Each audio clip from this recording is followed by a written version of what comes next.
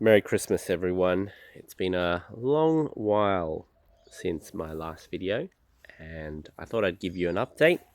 So here it is. It's the December 2023 update of Melbourne backyard gardening. So what's been happening? Um, well, long story short, there's been a bit of progression and around some renovation work. So we put in a pergola, and that's all been approved, and that's been finished. Now we're going to fix up our deck. So that will take a little while. As you may or may not know, if you've ever dealt with engineers, architects, council, surveyors, permits, that takes a while. So that's what's been happening around the house. But what has been happening around the garden? As you can see, my chickens are doing well. They are still, there's still 7 of them.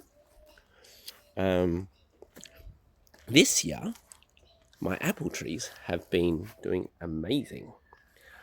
I don't know if I'll have edible apples because it's still a young tree, but there are, like you can see, there are lots of apples. Wait, let's see if I can somehow show you the amount. No, I can't zoom in and out. But there are a lot of apples. So I'm very happy with this. So we have 2 apple trees. One's a Fuji, and the other one's like some kind of Cornish apple, maybe Cornish.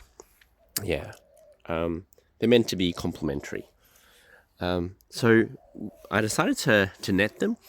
Normally, so what I did was I cut it back so it's not too big. I really don't want such a huge tree because it's really hard to net.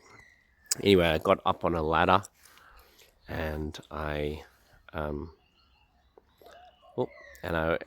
essentially just grabbed the net and went over there, and I tied it around the bottom. It's not 100% kind of covered or locked in because it's just really hard actually to net it properly. I don't have the netting technique, so if anyone does have a better netting technique, let me know. I've just used some bulldog clips to pull them together. What else? My fig tree in the middle of my apple and orange has been slowly growing. Look, you can see a few popping out. Again, not doing much with it. Just seeing if it's gonna grow. My orange tree starting to have a few oranges there, so that's pretty cool. This mandarin tree has been going really well, and I decided to buy some more. And they're out in the front, but I really think I wasted my money a bit because I probably didn't net it properly. So not net it properly, plant it properly. So I might lose those 2.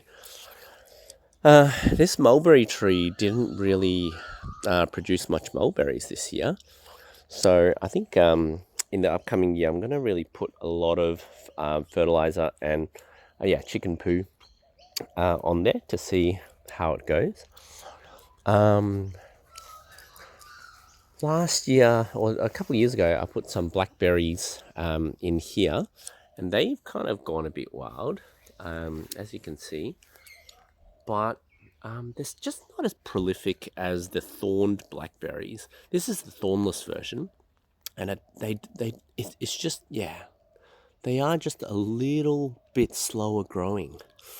I remember when I first had thorn blackberries, and look, let me tell you, don't put in thorned blackberries unless you have it contained. It is still a nightmare to get rid of, and I really don't want to use pesticides and stuff like that. So not pesticide, yeah, pesticides or some kind of chemicals to kill it. So I'm struggling. If you guys have any ideas of how to kill thorn blackberries, do let me know.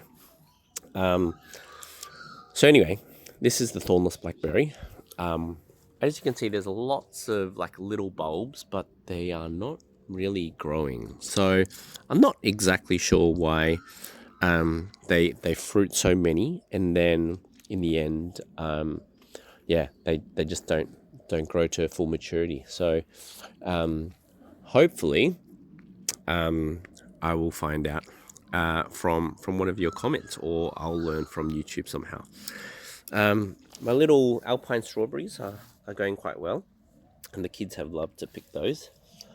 My little avocado tree here that we thought was dead has kind of just slowly been growing little by little. And this little one, oi, come, just likes to jump up and eat all the strawberries. Are you going to try again?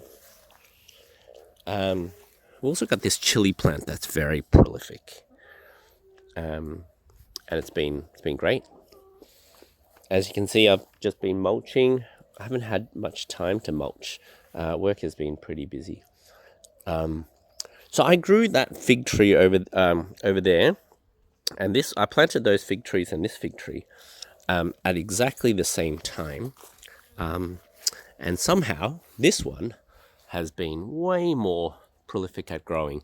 I think the soil here is just really, really good, and also the soil that over there probably doesn't get as much sunlight.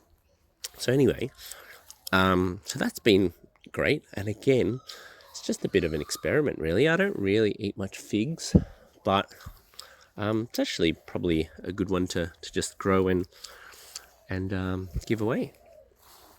So that's kind of it at the moment.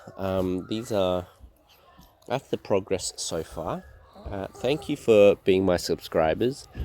I hope that this content is useful, that it can show you that, look, if you have some